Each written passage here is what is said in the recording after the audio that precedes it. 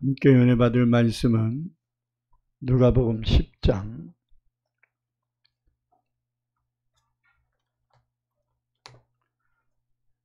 38절에서 42절까지 말씀입니다.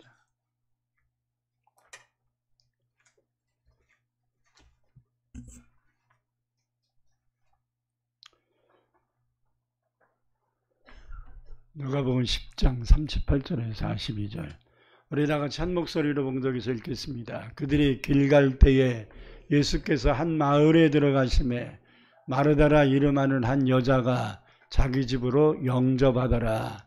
그에게 마리아라 하는 동생이 있어 주의 발치에 앉아 그의 말씀을 듣더니 마르다는 준비하는 일이 많아 마음이 분주한지라 예수께 나아가 이르되 주여 내 동생이 나 혼자 일하게 두는 것을 생각하지 아니하시나이까.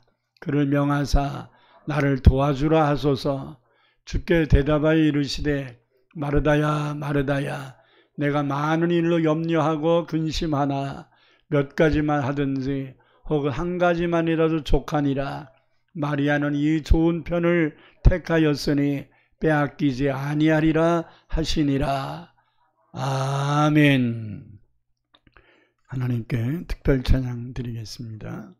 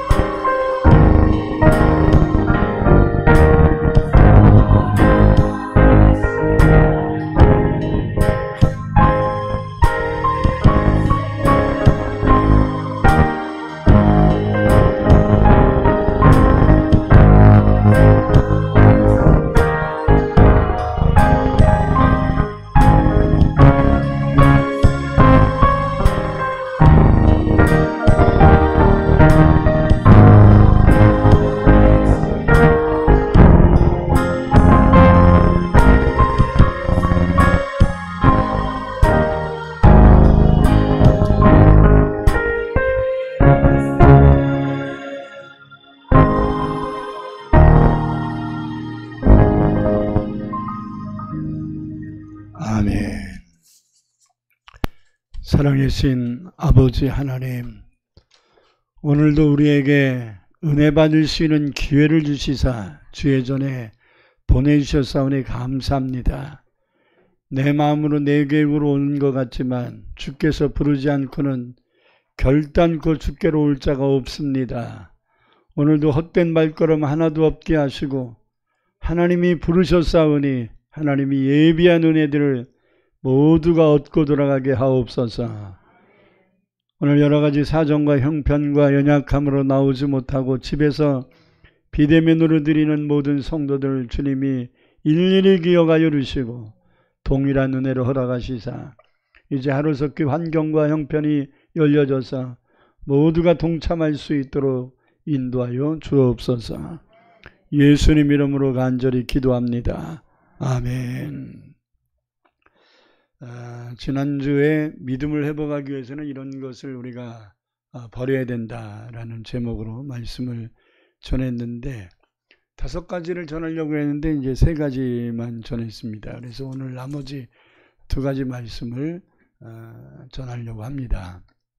먼저 지난주에 말씀을 다시 한번 요약하면 우리가 믿음을 온전히 회복하기 위해서 우리가 가지고 있는 잘못된 고정관념, 착각, 잘못된 생각, 잘못된 행동 이런 것들이 이제 우리가 청산돼야 되는데 첫 번째 그릇된 생각이 있다면 내가 열심을 내면 다 이루어진다라는 생각들입니다.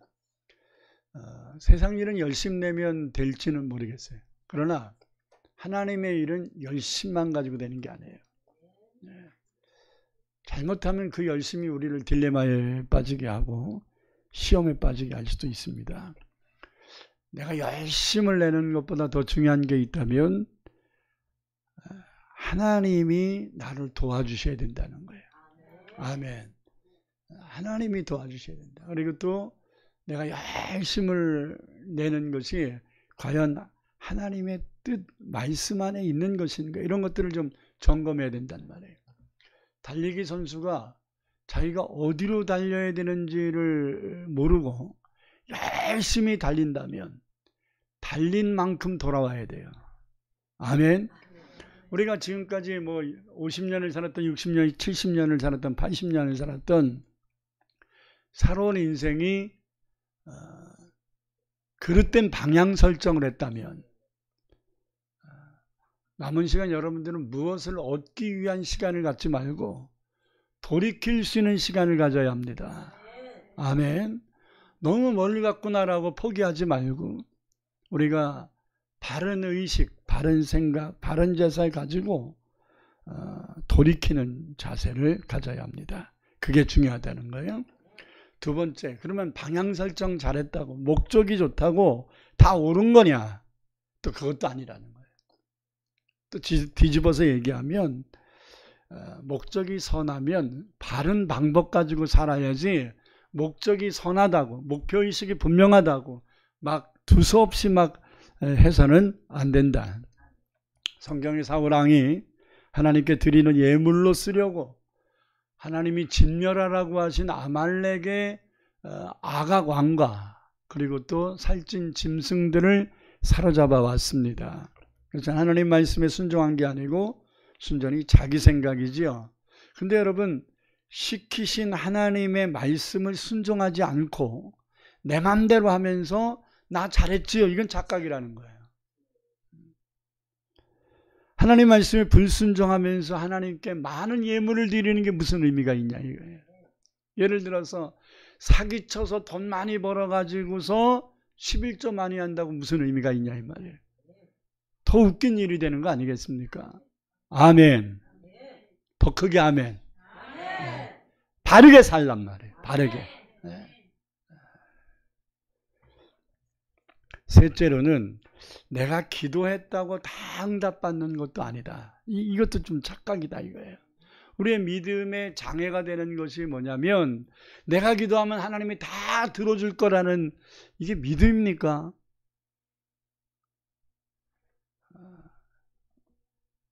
이것이 믿음이라고 말한다면 어린아이의 믿음이죠. 어린애들은 착각이면서도 그게 착각이 아닌 게 엄마가 들어주기 때문에 그러는 거거든요. 그렇죠? 떼쓰면 된다고 생각을 하면 그냥 계속 일 있을 때마다 떼를 쓰죠. 근데 애들도 좀 머리가 있나 봐요. 제가 옛날에 왕국빌라 쪽에 살 때 4살인가 5살짜리 여자 꼬마 애가 엄마한테 뭐를 사달라고 그랬는데 엄마가 안 된다 그랬나 봐요. 그랬더니 막 길가닥에 푹 앉더니 막 땡깡을 막 부려요. 그래도 요번에는 안 돼. 그러니까 얘가 빨떡 일어나더니 벽을 향해서 자기 머리를 박는 거예요. 막. 일종의 자학이죠. 그랬더니 알았어 그만해 해서 들어주더라고요. 제가 생각했습니다. 엄청난 잘못을 하고 있구나. 그러면 앞으로 저 엄마는 옳지 못한 것을 저 딸이 얘기를 하면 옳지 못하니까 안 들어줘야 되는데 안 들어주면 저 아이는 자학을 할 것이고 또 수위가 점점 높아질 것인데 이제 시도 때도 없이 자살기도 할 수 있겠다. 저게 습관되면 조심해야죠.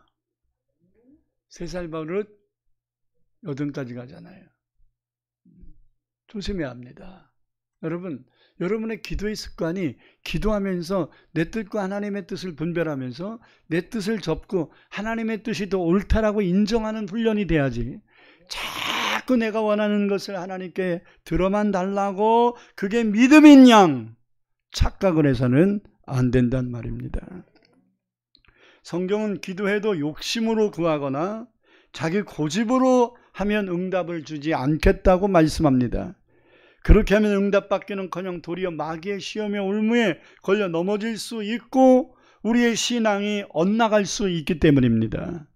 우리는 하나님께 자기의 소원을 이루기 위하여 막 강청하여 기도하는 해야 된다는 생각을 합니다. 기도해서 안 될 게 뭐 있냐. 하나님은 전능하신 분인데 말은 맞는데 그 전능하신 하나님이 뭐 때문에 여러분들이 원하는 것을 다 들어줘야 되냐 이 말이에요. 옳지 않은 것은 하나님이 거부하실 수도 있어야지. 그렇지 않습니까? 많은 목사님들이 강청하여 간절히 막 그냥 안 되면 철야하고 안 되면 금식하고 막 작정기도하고 막 해서 하나님께 응답을 받아내시오 막 이런단 말이에요. 저도 옛날에 그런 설교를 참 많이 한 것 같은데 그러면서 흔히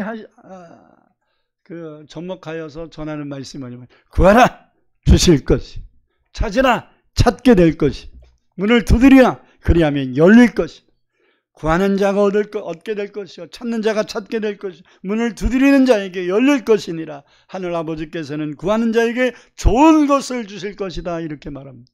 그러니까 여기서 좋은 것이라는 것이 내가 원하는 게 좋은 것이냐 이 말이에요. 그렇지 않다는 이 말씀이 마태복음 7장 7절에 11절에 있는 말씀인데요. 이런 동일한 말씀이 누가복음 11장 9절에 13절에도 나옵니다. 그 가운데 13절에서 이렇게 말합니다. 같이 읽겠습니다. 너희가 악할지라도 좋은 것을 자식에게 줄 알거든 하물며 너희 하늘 아버지께서 구하는 자에게 성령을 주시지 않겠느냐. 성령을 주신다는 말을 했단 말이에요. 니들이 원하는 걸 다 주시겠다라는 말씀하는 게 아니라 구하는 자에게 성령을 주시지 않겠느냐. 여기 뉘앙스가 있는 말이죠. 마태복음 7장 11절에서는 하늘아버지께 구하는 자에게 좋은 것을 주시지 않겠느냐. 근데 누가복음 11장 13절에서는 하늘아버지께서 구하는 자에게 성령을 주지 않 하나님이 주시는 좋은 것, 제대로 좋은 응답은 성령을 통하여 주시는 것이다 이 말이에요. 아멘. 왜 구하는 자에게 구하는 것을 주신다고 결론 맺지 않고 성령을 주시겠다고 말씀하셨을까요? 기도하는 자에게 성령을 주시겠다는 말씀 속에는 하나님의 의도가 숨겨 있는 거지요. 기도하는 자에게 성령을 주시겠다는 것은 성령의 은혜 속에 기도해야 된다. 네 고집만 가지지 말고 하나님의 성령과 합의를 하라 이 말이에요. 아멘. 내가 성령을 보내줄 것이니 네 기도가 하나님의 뜻과 맞는지 좀 성령을 통하여 깨달으라 이 말이에요. 아멘. 그래서 기도하는 자에게 이것을 조율할 수 있는 하나님의 성령을 보내시겠다고 말씀하는 겁니다. 다시 말하면 내가 원하는 것만 요구하지 말고 성령을 통하여 하나님의 뜻을 잘 깨달아서 기도할 것을 촉구하고 계시는 것입니다. 강청기도는 잘못하면 하나님께 어린아이가 엄마에게 자기가 원하는 것 얻기에 떼를 쓰는 것 같이 하나님께 떼를 써서 응답받으려고 하는 모습을 가리키는 것입니다. 어린아이의 믿음을 가질 때는 통합니다. 오늘 새로 나오신 성도님도 계신데요. 웬만하면 하나님이 응답하실 겁니다. 웬만하면. 왜? 아직 믿음이 자리를 잡지 못했고 하나님에 잘 모르기 때문에 하나님이 웬만하면 맞춰주실 겁니다. 부모가 아이에게 맞춰주는 것처럼. 근데 여러분들의 믿음이 성장한 상황이라면 하나님 보고 나 맞추라고 하지 마세요. 내가 하나님께 맞춰야 돼요. 그게 효도 아닙니까? 나이가 들었다면 부모님의 마음을 맞춰드려서 기쁘게 해드려야지.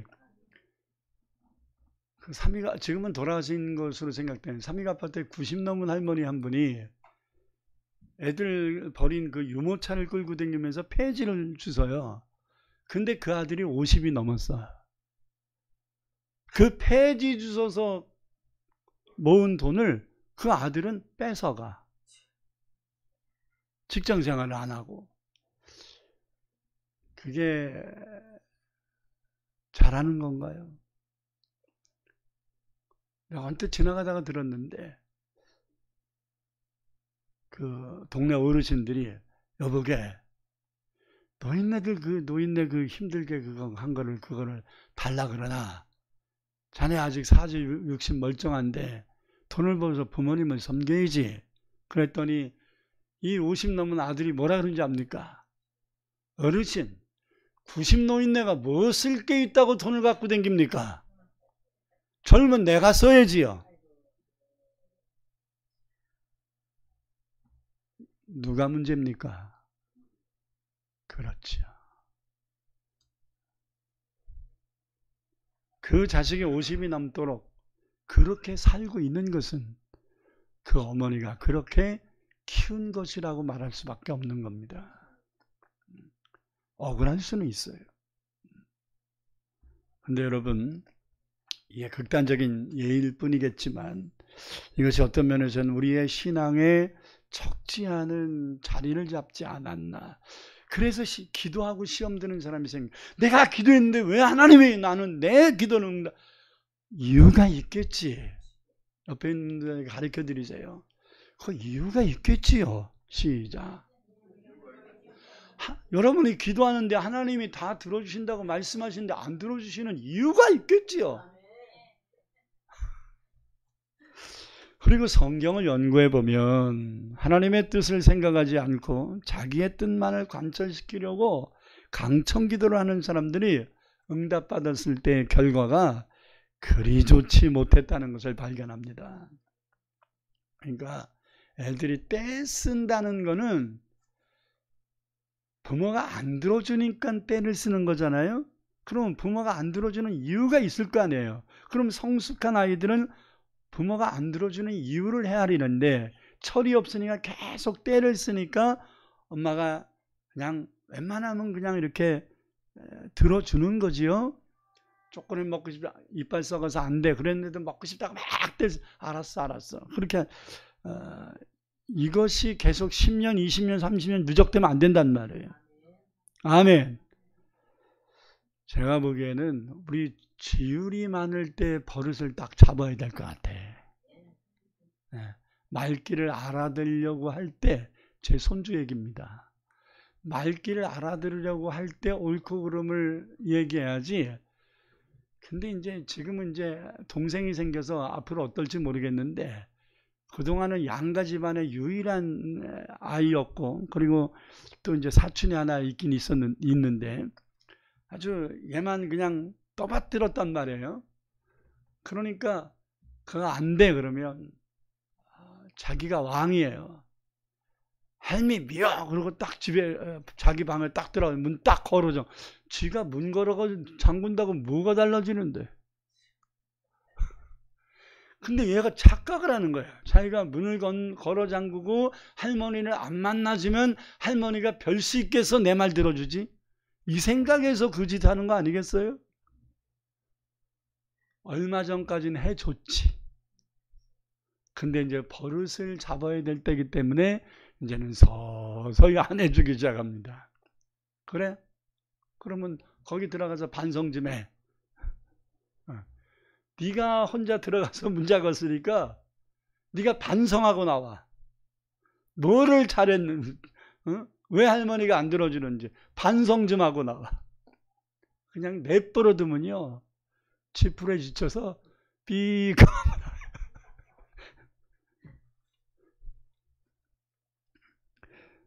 여러분, 하나님께 기도를 할 때 미리 결론을 정하고서 해서는 안 됩니다. 하나님이 무엇을 원하시는지에 귀를 기울일 줄 알아야 합니다. 네 번째로, 우리가 신앙생활에 또 하나의 장애물이 있다면 봉사를 많이 하면 하나님께 인정받고 축복받을 거라는 생각이에요. 객관적으로는 맞는 얘기예요. 근데 꼭 맞는 얘기는 아니라는 거예요. 그래서 믿음이 성장하는 데 있어서 봉사를 많이 하고 헌신하고 이거 굉장히 중요한 건데, 믿음이 성장한 상황에서는 이것이 또 하나의 믿음 성장을 성숙시키는데 장애가 될 수 있다는, 내가 봉사하고 내가 일하고 내가 헌신하고 이것이 자기 자랑이 될 수도 있다는 거예요. 하나님께 영광이 돼야 되는데 자기 자랑이 될 수 있다. 오늘 본문 말씀이 누가복음 10장 38절에 42절을 다시 한번 읽겠습니다. 자, 제가 봉사한 것이 도리어 주님을 기쁘시게 하거나 하나님께 영광이 되는 게 아니라 자기 자랑이 될 수 있다. 도리어 이것이 봉사하고 시험 들고 힘들어 지쳐할 수 있다라는 것을 염두에 두고 오늘 본 말씀을 다시 한번 읽겠습니다.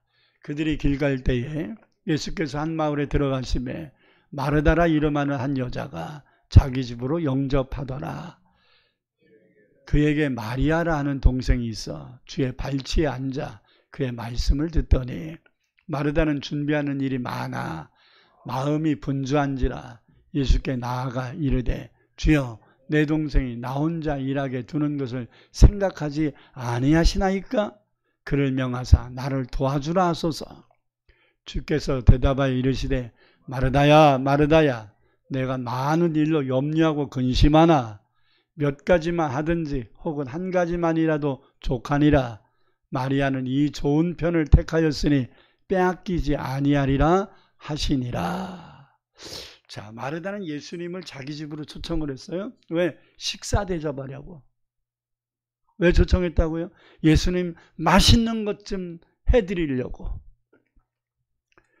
그래서 열심히 일하는데 가만히 보니까 자기를 도와줘야 될 동생이 자기를 안 도와주고 예수님 발밑에 앉아가지고 말씀 듣고 있는 거야. 오겠지 하는데 안 와. 처음에는 이 마리아 이놈은 철딱선이 없는 동생 같은 이라고, 언니가 이렇게 힘든데 와서 도와줄 것이지. 예수님 옆에 앉아가지고 에이 그랬는데 안 와. 그러니까 이제 이 수위를 넘기니까 이 마르다가 무슨 생각, 아니 예수님도 너무하신 거 아니야? 이제 화살이 이제 예수님께로 간 거야. 아니 동생 마리아가 예수님 발밑에만 있어서 말씀만 듣고 있도록 그냥 내버려두면 어떡하신대? 가서 네 언니 좀 도와라 그러셔야지. 그러면서 예수님을 원망하고 탓하는 것이 됐다 이 말이에요. 상황은 이해가 가요. 근데 그렇게 해서는 안 되죠. 그래서 그렇게 생각했는데도 예수님도 마리아를 훈계해서 보내질 않으시네. 그래서 이제 화가 머리 꼭지에 올랐어요. 에이씨! 그러고서 이제 예수님께 가서, 예수님! 나 이렇게 힘들어 죽겠는데 동생이 나 도와주라고 좀 동생 보고 얘기를 좀 하셔야지 그냥 가만히 두시면 됩니까? 따진 거예요. 밥 먹으라고 불러놓고 왜 따져? 그러니까 예수님이 얘기하시는, 마르다야, 마르다야, 너 이렇게 힘들게 일하니 내가 언제 배고파서 너한테 밥 달라고 왔냐? 네가 준다 그랬지. 그럼 네 형편과 네 수준에 맞게 주면 되지. 한 가지나 두 가지만 해서 맛깔나게 하면 되지. 뭐 때문에 그렇게 상다리 부러지도록 만드느라고 지쳐가지고 이렇게 나한테 불평하고 있냐.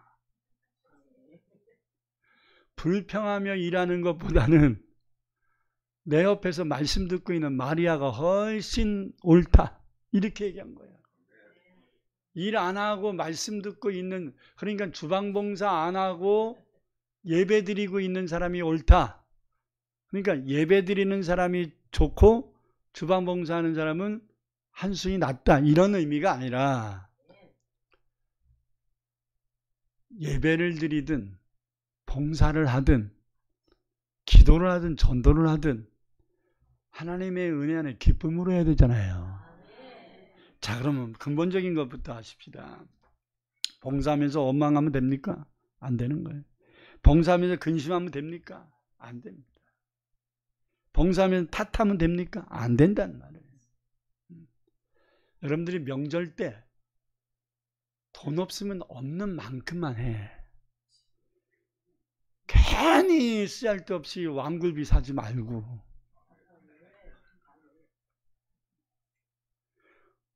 먹지도 않는 돼지 대가리는 왜 산대요? 수준에 맞게 하세요. 수준에 맞게. 돈이 없으면 어머니 죄송합니다. 요즘 남편 수입이 많지 않아서 이번에는 아주 조촐하게 했습니다. 이해하십시오. 그 대신 용돈 드리겠습니다. 이러면 되잖아. 반찬 살 거를 좀 덜 사고 그 돈을 용돈을 드려요. 그러면 훨씬 좋아. 아유 됐다 이럴 거라고요. 아멘. 왜 돈 쓰고 힘들고 욕먹습니까?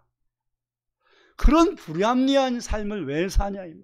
하나님도 일도 마찬가지입니다. 힘들 땐 힘들다고 얘기를 하고 우리 문 권사님이 주방봉사하느라고 늘 일하시잖아요. 그래서 그게 이제 안쓰러웠는지 도와드려야 되겠다는 사명을 가졌는지 신집사님이 늘 붙어가지고 도와주잖아요. 일종의 이제 주방봉사 치다잖아요. 구태타를 일으키면 안 됩니다. 왜 나만 시대를 하냐고. 이제 문 권사님도 내가 하라는 대로 해보시라고 막 이러면 안 돼요. 왜? 목적이 도와주려고 한 거잖아. 내가 주도하려고 한 게 아니라 도와주려고 한 거잖아. 선한 목적이. 그러면 끝까지 도와주는 게 맞는 것이고. 아멘. 하기 싫으면 권사님 오늘은 내가 힘드니까 그냥 은혜 받겠습니다. 그냥 그렇게 얘기하면 돼요. 그런다고 해서 문 권사님이 시험 들 건 없다 이 말이죠. 어차피 하실 일이니까.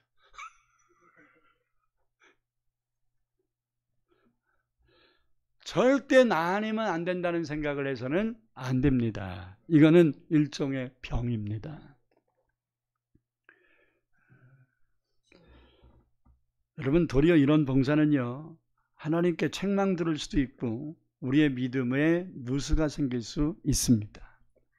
봉사할 때는 먼저 내가 왜 이것을 해야만 하는가를 알아야 돼요. 이거 해야 될 일인가? 누군가는 해야 될 일인가? 그러면 하면 되죠. 자, 다시 말해서 봉사의 목적의식을 바르게 가지면 우리가 기쁨으로 감사함으로 할 수 있습니다. 자, 원초적으로 마르다가 예수님을 왜 자기 집으로 초청한 겁니까? 예수님께 식사해 드리려고 한 거지요. 그런데 마르다는 예수님께 짜증을 내고 원망을 합니다. 이 봉사할 때 이걸 조심해야 된다는 거지요.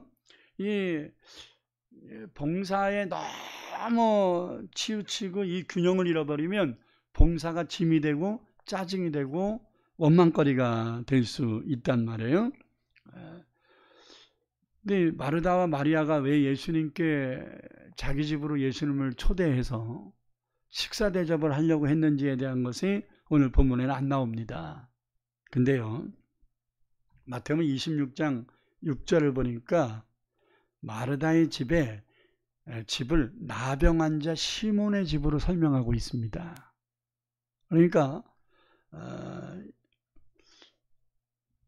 외경을, 성경 외에 캐톨릭이 읽고 있는 외경을 참조해서 보면 시몬은 마르다와 마리아의 아버지라고 나와요. 그리고 나병 환자라는 단어가 오늘 본문은 없지만 마태복음 26장 6절에 나병 환자라는 단어가 과거형으로 되어 있어요. 그러니까 마르다와 마리아의 아버지 시몬이 옛날에 나병 환자였다라는 얘기예요. 그러면 이 말씀이 연결돼서 보면 무슨 말이 되냐면 나병 환자였던 아버지 시몬을 예수님이 고쳐주신 것이라고 추정을 할 수 있는 거지요. 그래서 예수님께 식사 대접하고 싶은 마음이 평상시에 있었고 감사해서 그래서 날 잡아서 예수님 초청에다가 식사 대접을 하려고 했던 것 같습니다. 초심은 봉사 예수님께 식사 대접하면서 기쁨으로 하려고 한 거죠.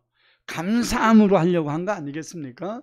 근데 일을 하다 보니까 힘들고 지치고 동생이 안 도와주니까 짜증이 난 거예요. 그래도 여러분 마지노선이 있어야 돼요. 짜증이 나도 우리 집에 초대받은 주님께는 짜증내면 안 되는 거예요. 그죠? 주님께 감사를 표현하려고 예수님 초청해 놓고 주님께 원망하고 불평하면 안 되잖아요. 누구를 불러야 돼요? 마리아를 불러야지. 왜 예수님께 탓을 합니까? 마리아를 불러야지. 마리아야 이리 좀 나와봐. 조용히 나오라고 해갖고 야 언니 힘든데 예수님 말씀이 아무리 좋아도 그 옆에만 있으면 어떡하니 나 좀 도와라. 이래야지. 왜 예수님 마르다한테 한마디도 안 하고 예수님께만 하니까 이게 번지수 잘못 찾은 거예요. 그럼 봉사하다가 번지수 잘못 찾지 마세요. 아멘. 예를 들어 구역 식구들이 청소 당번이야. 근데 와봤더니 나밖에 없어. 왜 담임 목사를 욕합니까? 구역 식구한테 전화해가지고 오라 그래야지. 응? 목사님 뭐 하신대? 왜 나만 청소하게 하신대? 아무개 집사도 불러시고. 그걸 내가 왜 불러? 담당자들이 해야지. 아멘. 그러니까 애매한 담임 목사 잡지 말고 여러분 안에서 해결을 하세요. 아멘. 여러분이 한다고 했고 나를 위해서 목사를 위해서 하는 게 아니라 주님을 위해서 하는 것이고 그렇죠? 교회를 사랑해서 하는 것이니까 이런 목적의식을 변질하지 않기를 축원합니다. 여러분 우리 집에 오신 분이 누구예요? 하나님의 아들이신 예수님이에요. 인류의 구원자가 되시는 예수님이에요. 그 예수님을 우리 집으로 초대해서 식사 대접을 하는 거예요. 영광이죠. 영광이잖아요. 뭐 부천시장이 와서 우리 집에 와서 식사를 한다고 해도 영광이라고 말해요. 평상시에는 아무개씨 막 이러다가 시장님이 와서 우리 집에서 식사하신다 그러면 시자 안 붙일걸요. 이름도 안 부릅니다. 시장님 그러지. 정시사님 안 그랬습니까?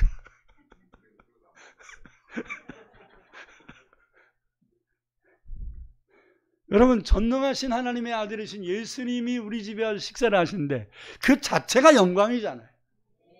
와주신 것만 해도 감사해야죠.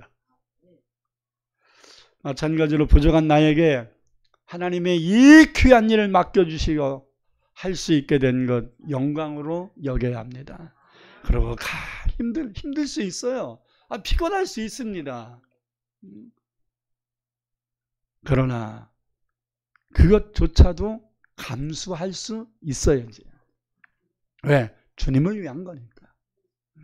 베드로전서 4장 10절 11절 읽겠습니다. 각각 은사를 받은 대로 하나님의 여러 가지 은혜를 맡은 선한 청지기같이 서로 봉사하라. 만일 누가 말하려면 하나님이 말씀하시는 것 같이 하고 누가 봉사하려면 하나님이 공급하시는 힘으로 하는 것 같이 하라. 이는 범사에 예수 그리스도로 말미암아 하나님이 영광을 받으시게 하려 함이니 그에게 영광과 권능이 세세에 무궁하도록 있느니라. 아멘. 그러므로 이 일이 하나님을 위한 일이라면, 이 일이 주님을 위한 일이라면 내 생각, 나의 힘든 것 이런 거 다 내려놓고 오직 주님의 영광을 위하여 기쁨으로 감사함으로 감당하시기를 축원합니다. 끝으로 먼저 뛴다고 먼저 도착하지는 않는다. 다 같이 전도서 9장 11절 12절을 보겠습니다. 자세히 말씀하지요. 내가 다시 헤아려서 보니 빠른 경주자들이라고 1등 선착하는 것이 아니며 용사들이라고 전장에 반드시 승리하는 것이 아니며 지혜가 있다고 해서 음식물을 많이 얻는 것도 아니고 명철한 자들이라고 해서 재물을 얻는 것도 아니며 지식이 많다고 해서 은총을 입는 것도 아니니 이는 그때 시기와 기회가 그들 모두에게 임하는 것이다. 이렇게 얘기합니다. 할렐루야.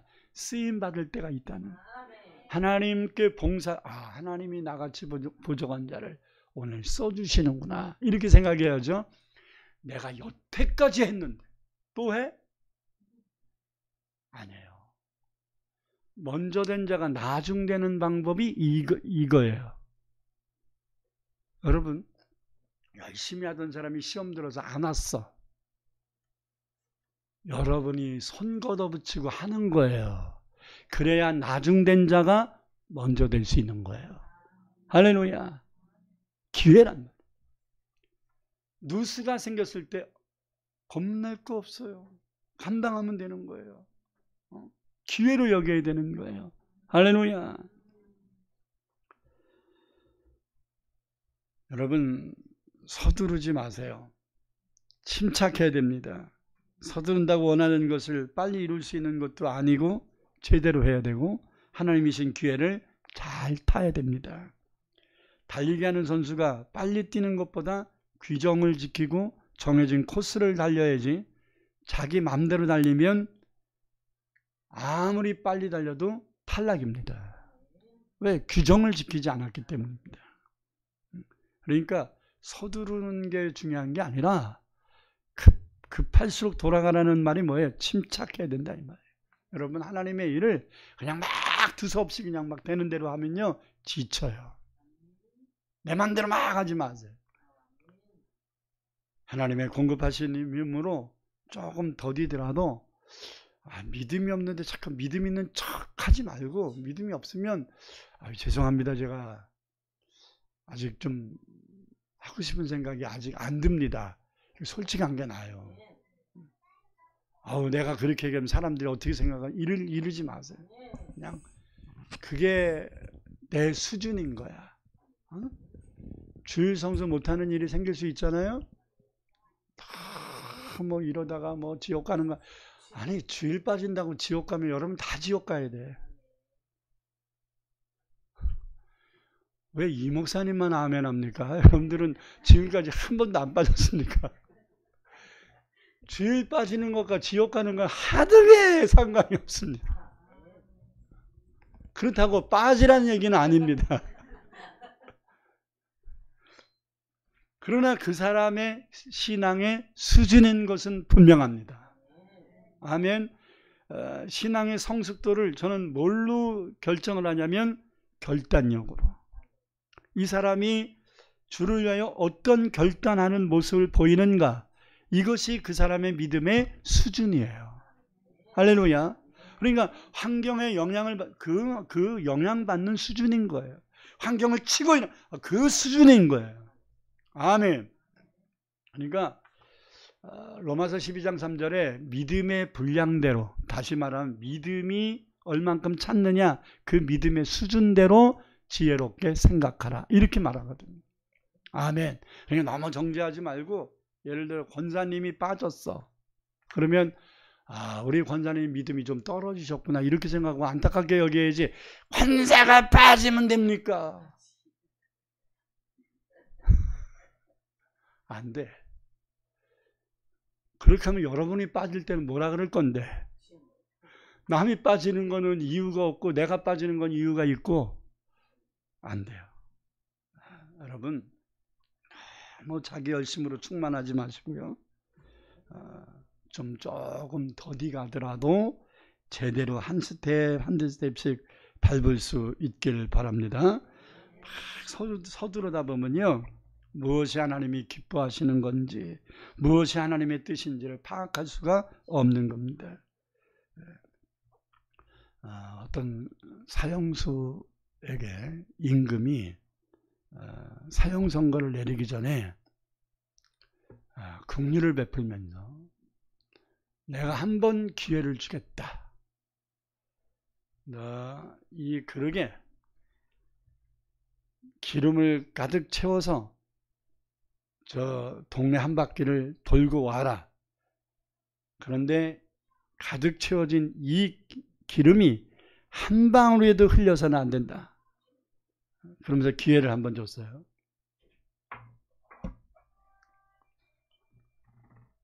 그랬더니 죽을 사람인데 기회를 얻은 거니까 살기 위해서 아주 그냥 최선을 다한 거야. 이거 떨어뜨리지 않으려고, 흘리지 않으려고 막 쳐서.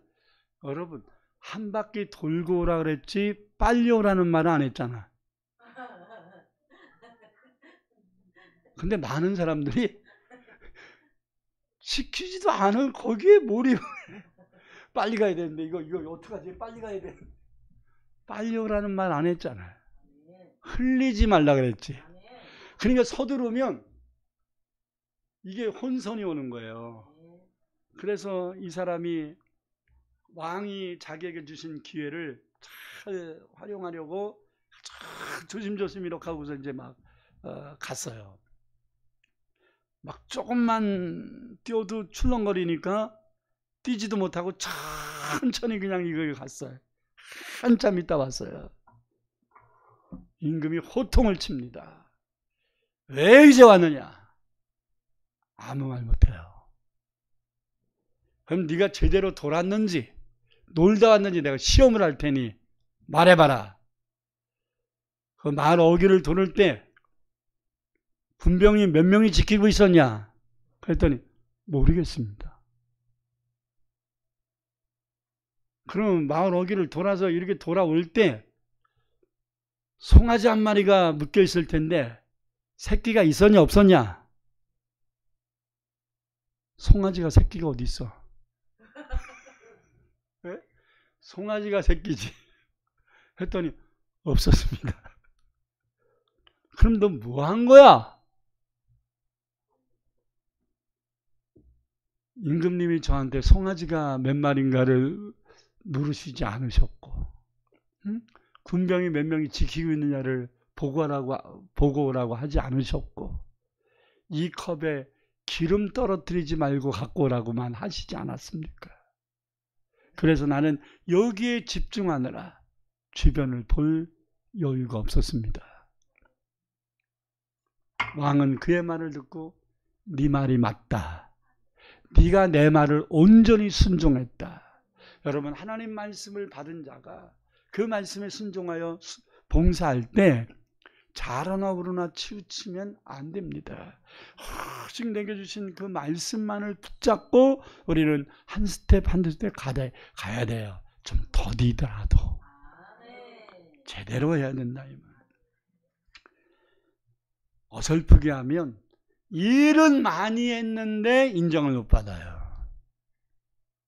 일을 적게 했어도 하나님께 칭찬받을 수도 있어요.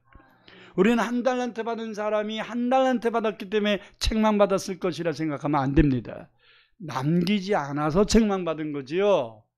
2달란트가 2달란트 남기고 5달란트가 5달란트 남기고 이게 남긴 것 때문이지 많아서 칭찬받은 게 아니에요. 많이 준 거 누가 준 거예요? 주인이 준 거잖아요. 그죠? 그러니까 남겼냐 안 남겼느냐의 이 차이로 칭찬과 책망이 간 거지 양의 차이가 아니었다는 거예요. 그러니까 여러분, 평신도는 평신도로서 인정받을 수준이 있는 거고 목사는 목사로서 인정받을 수준이 있는 거예요. 저는 주일 성수를 1년 365일 52주 그리고 지금까지 주일 성수를 안 한 적이 거의 없어요. 기억이 안 날 정도로 없어요.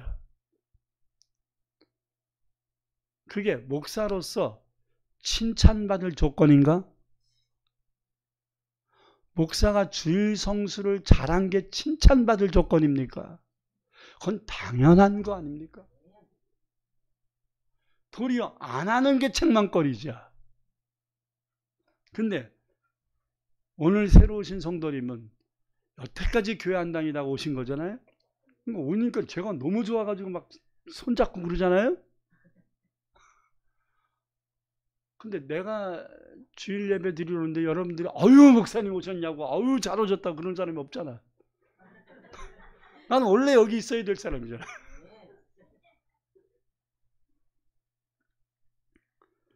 그러므로 착각하지 말고 바른 신앙, 바른 자세 가지고 최선을 다할 수 있기를 바랍니다.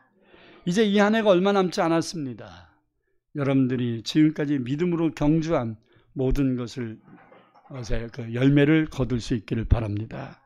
좀 늦은 것 같아도 이제라도 최선을 다할 수 있기를 바랍니다. 우리 두 손을 가슴에 얹고 하나님 앞에 기도하십시다. 통성으로 하나님 앞에 기도합니다. 내가 지난 한 해를 돌아보면서 내가 너무 내중심적인 삶을 살진 않았는가? 내 생각에 집착하진 않았는가?